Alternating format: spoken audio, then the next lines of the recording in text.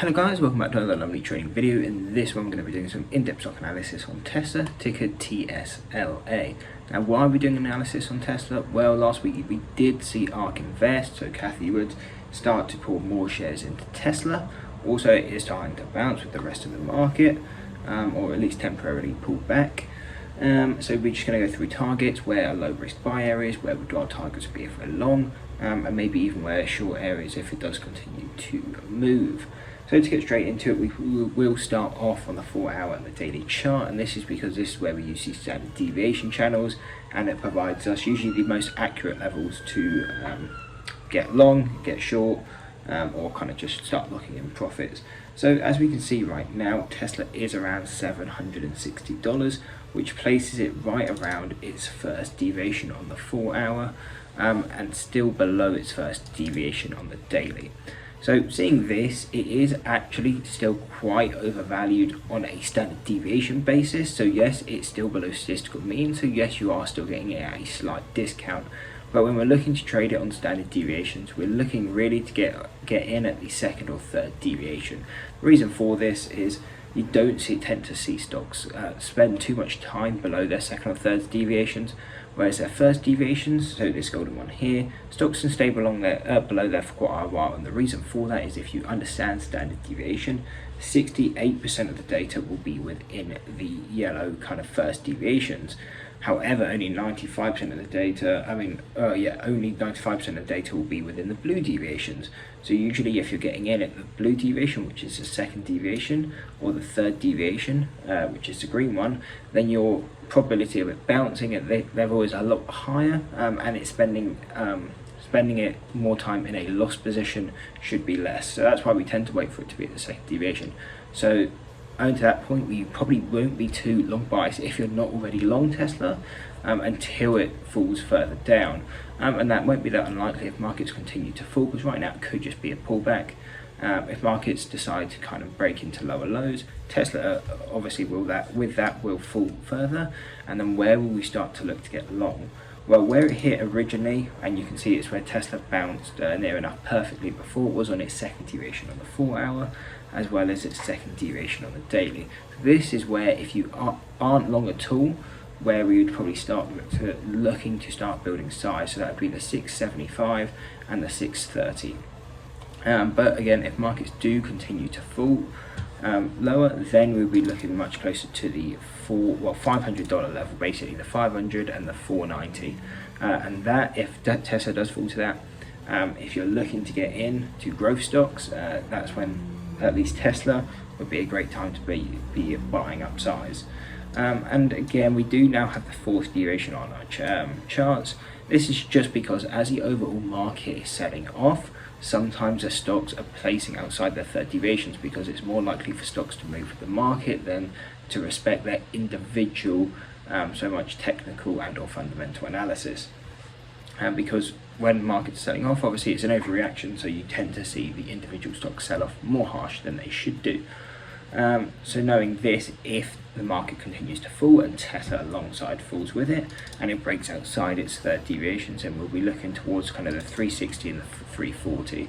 However, this is quite unlikely unless the market continues to sell off quite heavily. But I guess it's always good to note where those points are.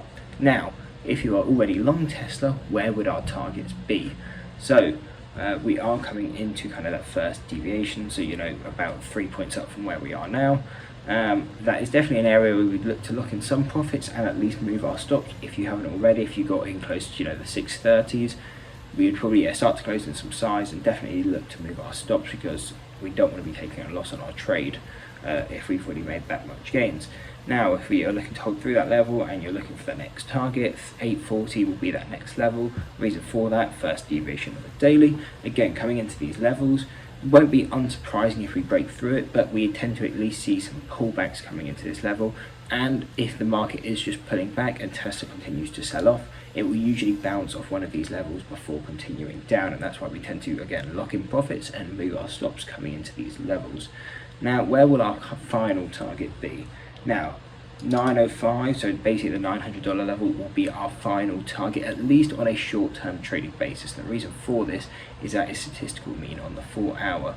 And when we're trading, at least using standard deviations, it's a mean reversion strategy, so we're always looking just to trade to its mean, and in this case the closest of the two means is $900.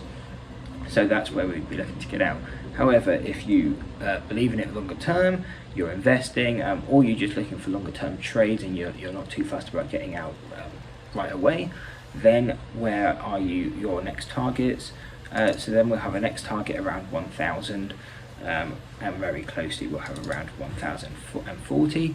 Again, this is statistical mean then on the daily and the first deviation on the 4 hour.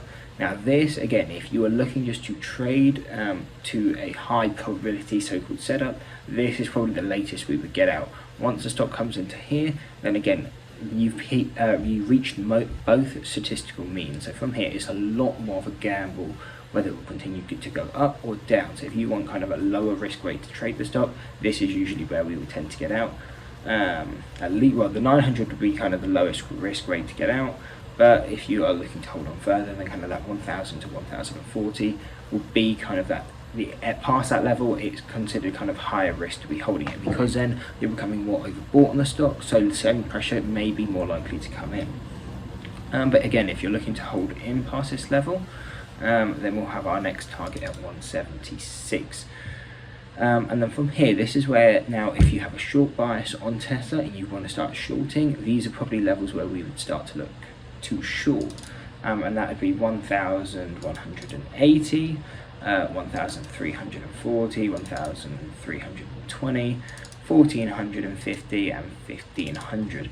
Now the thing to know with at least shorting Tesla is it's something I personally never do, because it's one of those growth stocks where there's a lot of hype around it and it can just keep going. So really we would tend to use these upper targets as more profit locking targets, instead of a short bias outlook.